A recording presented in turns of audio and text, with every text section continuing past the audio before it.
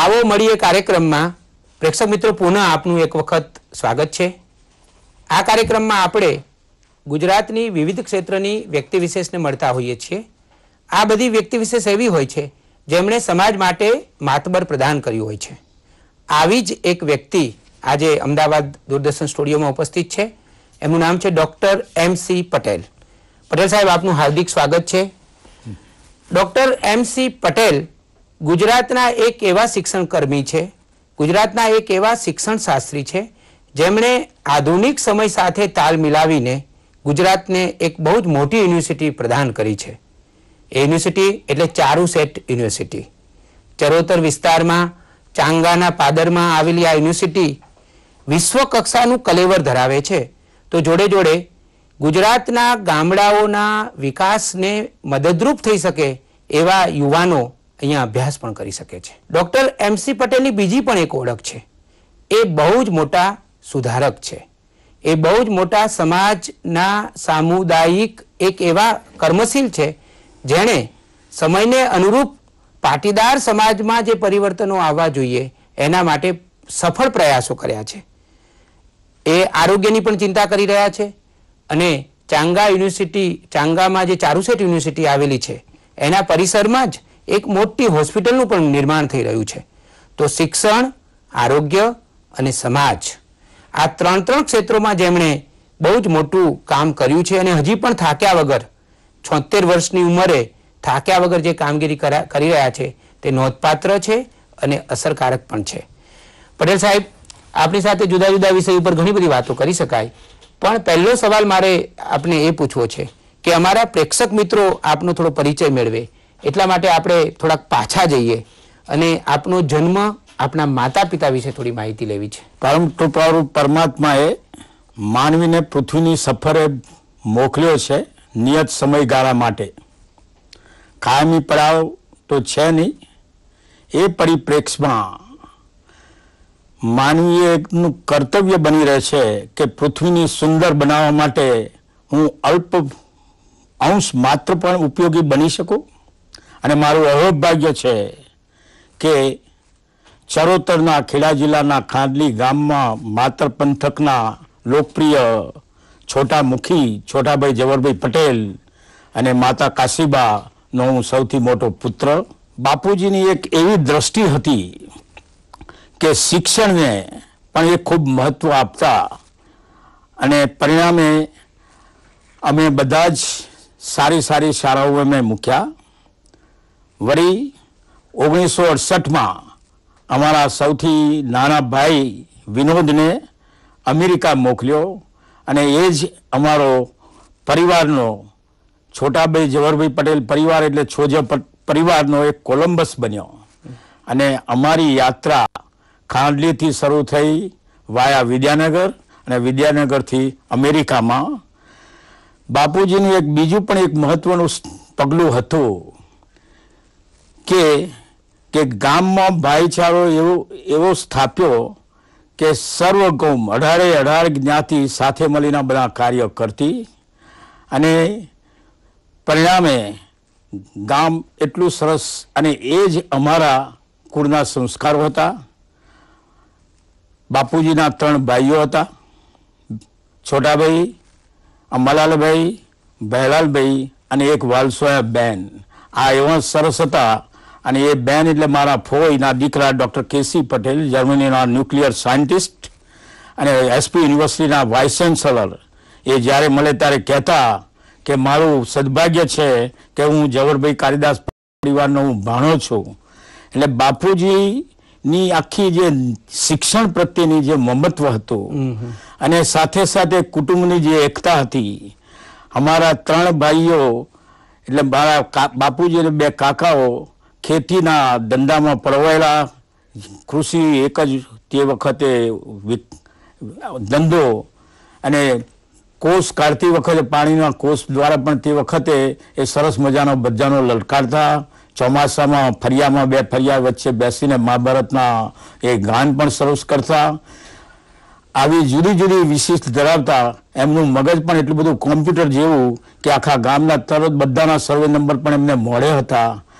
આ જે નીતિમત્તાનો જે ધોરણ અને અમે 3 ભાઈઓ 1 બહેન, મારા કાકાની 1 દીકરી અને 1 દીકરો, અમારા 6 ભાઈઓ અને બહેનો વચ્ચેનો એટલી બધી એકતા હતી અને કોઈને ખ્યાલ ના આવે કે જ્યારે મારા કાકાની દીકરીનું લગ્ન લેવાયું ત્યારે ખ્યાલ આવ્યો કે આ દીકરી કાકાની છે.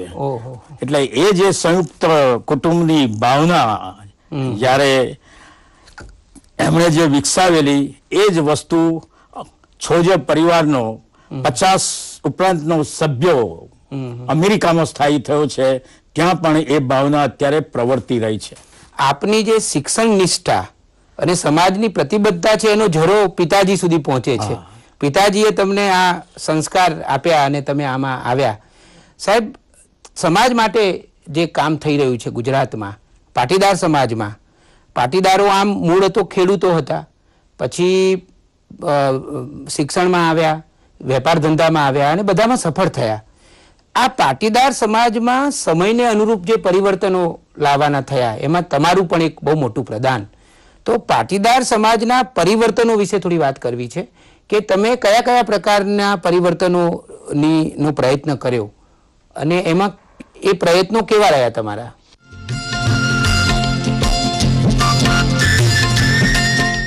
સામાન્યતઃ મારું જે શિક્ષણ, બાળપણનું શિક્ષણ ખાંડલી, અલિંગરાવ, લિંબાસી, વિદ્યાનગર અને અમદાવાદ, અને પછી સમગ્ર જીવન લગભગ વિદ્યાનગર અને શિકાગોમાં મારું વ્યતીત થયું. MSc કેમિસ્ટ્રી અને PhD ઇન ઓર્ગેનિક કેમિસ્ટ્રીમાં મારો અભ્યાસ અને લગભગ 3 દાયકા સુધી વિદ્યાનગરમાં BS લેવલ સુધીનું મારું અધ્યાપન કાર્ય હતું. મનમાં એવી ભાવના ઉગેલી, કારણ કે ગામમાં જ્યારે હતા ત્યારથી જ અમે નાના હતા ત્યારથી શું કરતા કે ગ્રામ સફાઈ માટે ટુકડીઓ બનાવતા, રાત્રિ અભ્યાસ માટે ધર્મશાળામાં અમે વર્ગો પણ ચલાવતા, સાથે સાથે મનોરંજન માટે ગામોમાં અમે નાટકો પણ કરતા, વૌઠામાં પણ અમે જતા.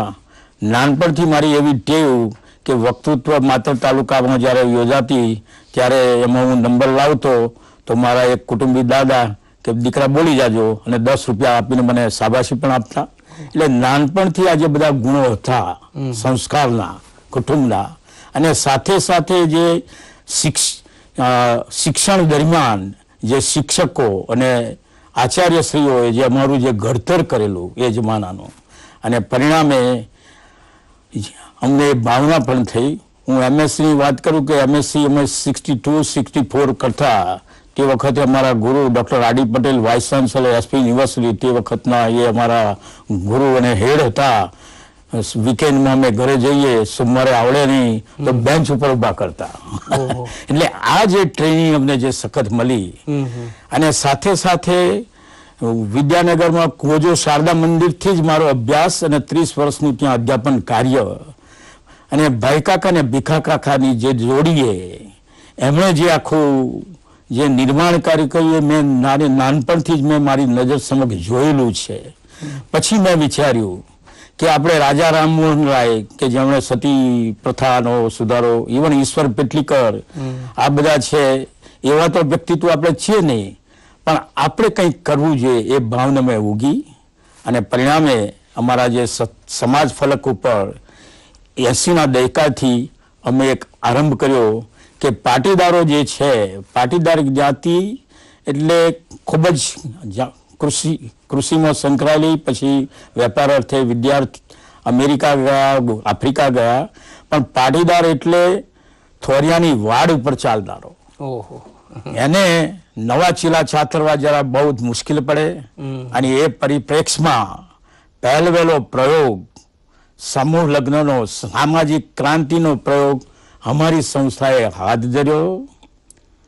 84ના આરંભમાં લગભગ 3000 કિલોમીટરમાં ફર્યા. સ્પોન્સર પણ હતા. નડિયાદ અનાથ આશ્રમ સ્થળ પણ અમે નક્કી કર્યું હતું, પણ એક પણ યુગલ અમને સાંપડ્યું નહીં. વિજ્ઞાનનો વિદ્યાર્થીઓ હતાશ થયા સિવાય ફરી એ પ્રયોગ ચાલુ રાખ્યો, અને ફલતઃ 10/3/85ના રોજ નડિયાદમાં સમાજ ફલક પર 5 યુગલોના સથવારે સમૂહ લગ્નની પગદંડી કોતરી આજે ગાળાવાટ બની છે. 90મું સમૂહ લગ્નોત્સવ ગઈકાલે જ ડાકોર મુકામે અમે યોજ્યું.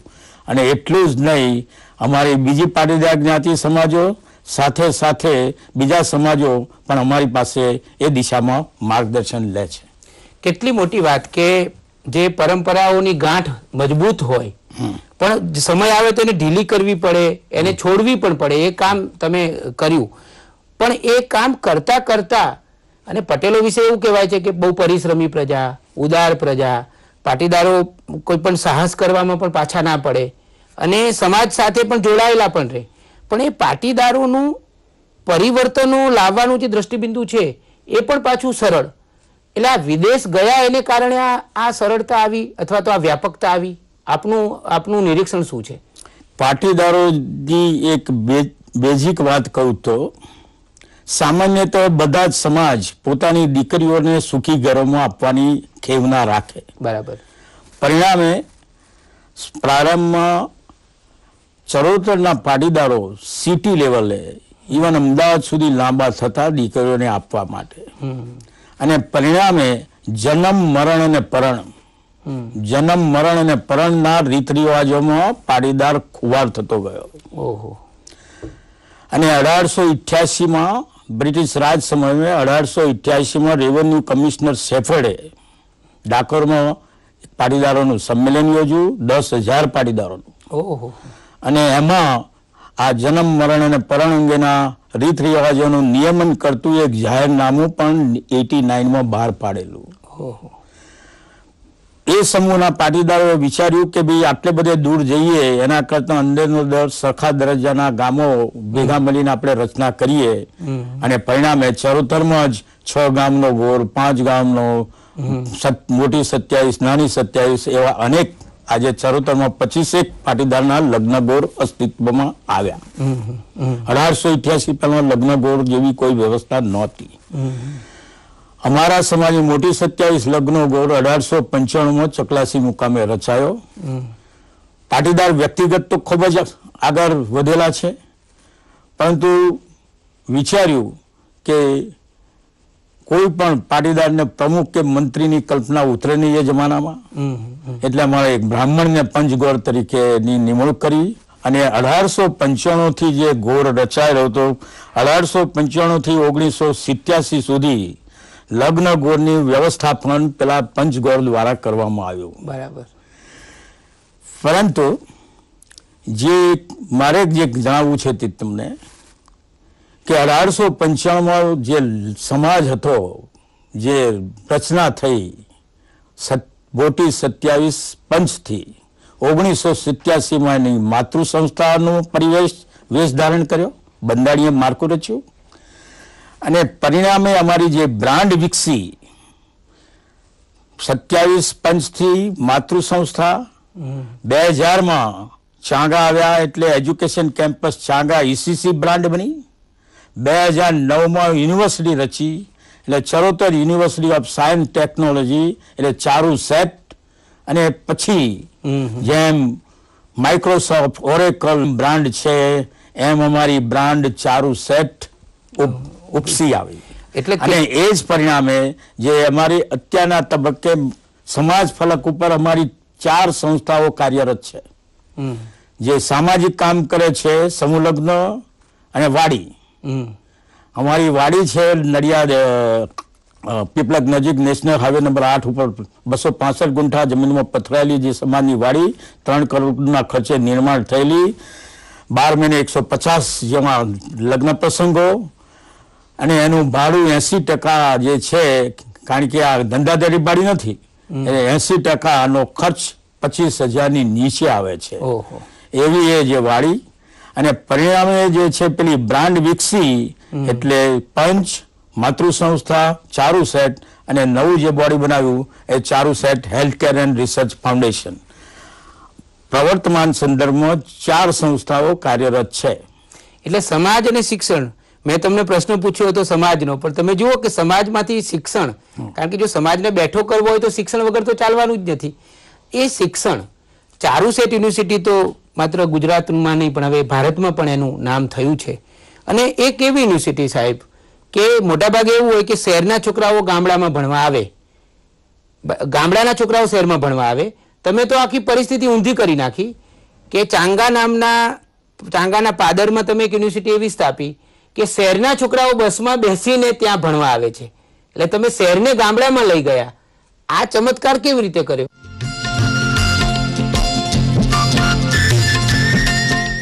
1895ની જે રચના, સંસ્થાની સ્થાપના તે સામાજિક અભિયાન ચલાવતી હતી.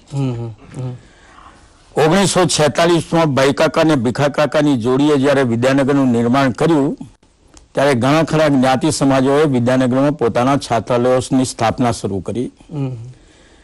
એટલે અમારે પણ એ શૈક્ષણિક અભિયાન 1965માં છાત્રાલયના સ્થાપના દ્વારા શરૂ થયું. બરાબર. આખા વર્લ્ડ લેવલે આપણે જે જોઈએ, કોઈ પણ રાષ્ટ્રના વિકાસ માટે બે અગત્યના પરિબળો છે. એક શિક્ષણ અને બીજું આરોગ્ય. વિકાસ માટે રાષ્ટ્રીય કક્ષાએ 650 ઉપરાંતની યુનિવર્સિટી, 35,000 જેટલી કોલેજો, છતાં વળી વર્ષે 40 લાખ ઉપરાંત ગ્રેજ્યુએટ્સ ઇન્ડિયન યુનિવર્સિટીમાંથી પેદા થાય છે. પણ ચિત્ર એવું કરુણ છે કે એન્જિનિયરિંગ વિદ્યા શાખાના લગભગ 7 લાખની પ્રવેશ ક્ષમતા છે, પણ કોર્પોરેટ હાઉસીસ લેવલે 25% પણ એમ્પ્લોયેબલ નથી. તાજેતરમાં જ સર્વેક્ષણ મુજબ, કારણ કે આઈટી યુગમાં, આઈટી યુગ આવ્યો,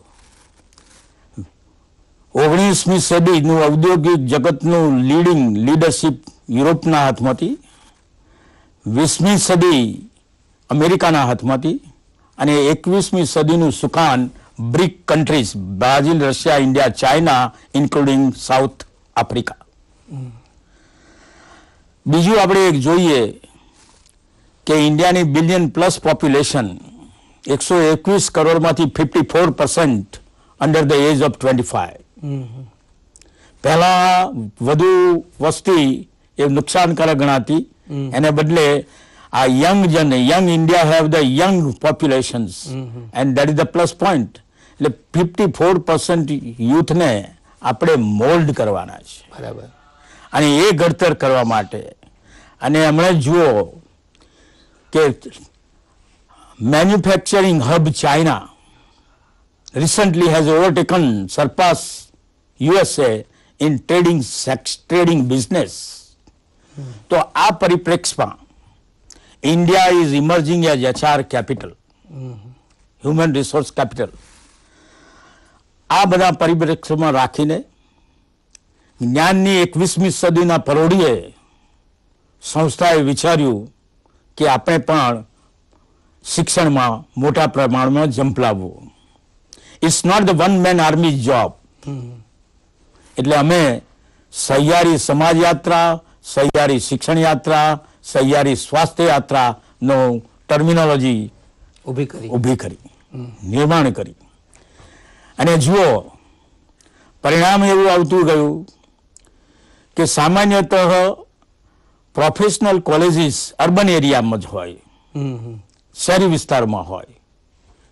એને બદલે અમે એક ગામડું પસંદ કર્યું, ચરોતર, ગુજરાતની હૃદયકુંજ ભૂમિ સમી ચરોતર, લોખંડ લોહ પુરુષ સરદાર પટેલની જન્મભૂમિકામાં અમે સંસ્થાન નિર્માણના પાયા 2000માં અમે એક એન્જિનિયરિંગ કોલેજથી શરૂ કર્યા, ઇજનેરી કોલેજથી શરૂ કર્યા 2000માં, અને 2009માં highest seat of learning that university એ લેવલે પહોંચ્યા, Charotar University of Science and Technology. એટલે કેટલી એ તમે એટલા વર્ષોમાં પણ એક દશકાના સમયગાળામાં પણ ચારુસેટ યુનિવર્સિટીએ ઘણી માતબર એક મજબૂત ઓળખ ઊભી કરી. અને ઓળખ રાતોરાત ઊભી નથી થઈ, એની પાછળ સમર્પણ થયું છે, ટીમ વર્ક છે, અને એક ગુણવત્તાવાળું શિક્ષણ છે. પટેલ સાહેબ, આપની સાથે હજી ઘણી બધી વાતો કરવાનું મન થાય, પણ સમયનો પ્રતિબંધ છે. પ્રેક્ષક મિત્રો, સમાજને બદલવો હોય તો સમજ બદલવી પડે છે, અને સમજને બદલવામાં શિક્ષણ સૌથી મોટું મદદ કરે છે. પટેલ સાહેબ એક એવી વ્યક્તિ વિશેષ છે કે જે સમાજના બદલાવમાં શિક્ષણની મદદથી માતબર કામ કરી રહ્યા છે. આપણે એમને અભિનંદન આપીએ. આપ સાહેબ દૂરદર્શન સ્ટુડિયોમાં વધાર્યા અને આટલા બધા સરસ વિચારો અમારા પ્રેક્ષકો સાથે વહેંચ્યા, એ માટે દૂરદર્શન તરફથી આપનો ખૂબ ખૂબ આભાર માનું છું. પ્રેક્ષક મિત્રો, ફરી એકવાર મળીશું આવી જ કોઈ વ્યક્તિ વિશેષ સાથે. પુનઃ આવો મળીએ કાર્યક્રમમાં. અત્યારે રજા આપશો.